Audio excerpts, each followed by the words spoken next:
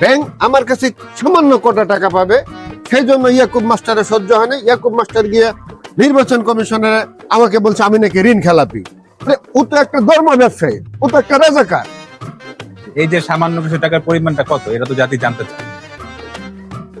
আরে সামান্য অল্প কিছু টাকা, আর সব প্রশ্নের উত্তর কি আপনাদেরকে দিব? আরে ভাই বেশি না, মাত্র 100 কোটি টাকা। আরে কি কইতাছস 100 টাকা? আজকে হতাশ। নির্বাচন কমিশন বলেছিল যে কোনো ঋণ খেলাপিকে নির্বাচন করতে দেবে না, কিন্তু 100 কোটি টাকার ঋণগ্রস্ত একজনকে কিভাবে নির্বাচন কমিশন নির্বাচন করতে দেবে, তাই আমরা জানতে পারলাম। ভাই, বুলু সাহেব তো আপনাকে ধর্ম ব্যবসায়ী বলছে। ভাই রাজাকারও তো হ্যাঁ, ধর্ম ব্যবসায়ী এবং রাজাকারও বলছে। এই বিষয়ে আপনার মতামত কি একটু বলেন। আমি কিভাবে ধর্ম ব্যবসায়ী হইলাম? এলাকার সবাই জানে ছোটবেলা থেকে আমি পাঞ্জাবি পায়জামা টুপি পইরা 5 ওয়াক্ত নামাজ পড়ি। এলাকার সবাই আমাকে ভালোবাসে। শুধু বলু আমার বিরুদ্ধে মিথ্যা অভিযোগ করছে, সে ঋণ খেলাপি। সে শুক্রবার দিন পর্যন্ত নামাজ পড়ে না, এখন সে দাড়ি টুপি পাঞ্জাবি লাগায়া বাজারে বাজারে ঘুরতেছে, ভোট চাইতেছে। সে তো নিজেই ধর্ম ব্যবসা করতেছে। আমাকে কিভাবে সে বলে আমি ধর্ম ব্যবসায়ী? আমি কিভাবে রাজাকার হব? আমার বয়স মাত্র 38। আরে মোহিত, মুরগি আসতেছে তো একটা মুরগি। কি ভাই, আপনারা কারা ভাই? ভাই তোমার এক শুভাকাঙ্ক্ষী তোমার জন্য অপেক্ষা করতেছে, কে তোমাকে আদর আপ্যায়ন করবে। কে কে চলো গেলে দেখতে পারবা। বলেন ভাই, আসো, যাই। বলেন তো ভাই।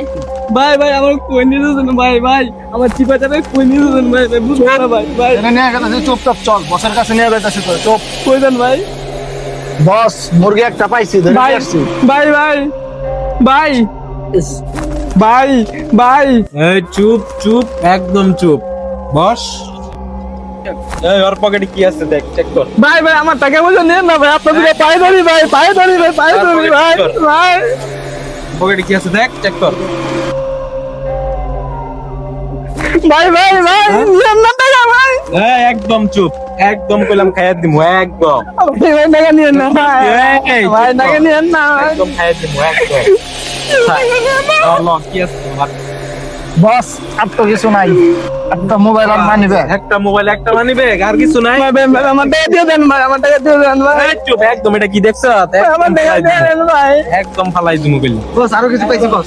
এই আমরা যাইতাছি গা, কোনো আওয়াজ করবি না, আওয়াজ করলে একদম ফালাই দিমু কইলাম। এই চল। আমি কেমনে বাসা ভাড়া দিব, আমি কেমনে মার কাছে টাকা মারাবো? এটা সে কিন্তু নিরাপত্তা নাই, আমরা কি নিরাপত্তা রাখতে পারি না?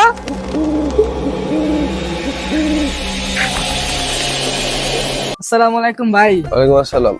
হ্যাঁ বলো কি? ভাই ভাই কালকে ফায়ার সার্ভিস ওখান থেকে আমার মোবাইল টাকা পয়সা সবকিছু রেখে দিছে ভাই। কি কও? ও ভাই এই ফায়ার সার্ভিসের ওখানে কে কে আড্ডা দেয়? এই তো গিট্টু কাছে পোলা পাইন আড্ডা দুই জায়গায়। গিট্টু কাসিম তো ওই যে ভুলু নির্বাচন করতেছে। আচ্ছা তুমি ওকে নিয়ে থানায় যাও, প্রশাসনিক ভাবে দেখো ওনারা কি করে, পরে নাইলে আমরা একটু দেখবো। ভাই একটা তো ঝামেলা হয়ে গেছে। কি ঝামেলা হয়েছে?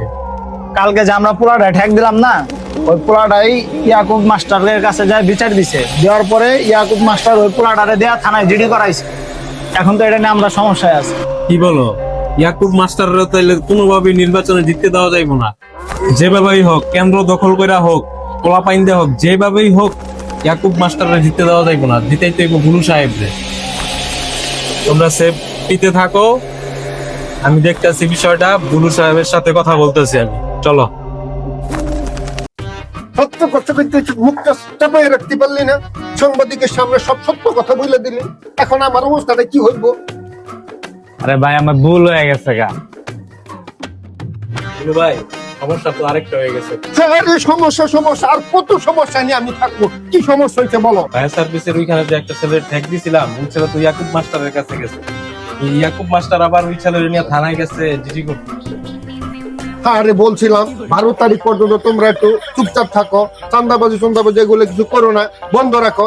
আমরা যখন পাশ করব তখন আমাদেরকে ঠেকায়, তখন তোমাদেরকে করলে কেউ মানা করবে? আচ্ছা যা হবার হয়ে গেছে, এখন বলো মাঠের কি অবস্থা? জনগণ কি আমার ভোট দিবে? আমরা কি পাশ করব? আরে দুলা ভাই, সব মানুষ ইয়াকুব মাস্টারে ভোট দেওয়ার লেগে বয়া রয়েছে। ইয়াকুব মাস্টার নাকি ন্যায় ইনসাফের লোক, লেগে মানুষ সব হেরে ভোট দিব। আচ্ছা ভাই, এটা নিয়ে আপনি কোনো টেনশন করেন না। ভোট কেন্দ্র দখল করা হইলো, আমরা যত পোলাপাইন লাগে সব পোলাপাইন নিয়ে ভোট কেন্দ্র দখল করা হইলো, আপনারা আমরা জিতাম।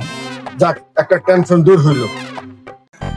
রে কালকে যে ওই যে থানায় পাঠাইলাম ওটার খবর কি?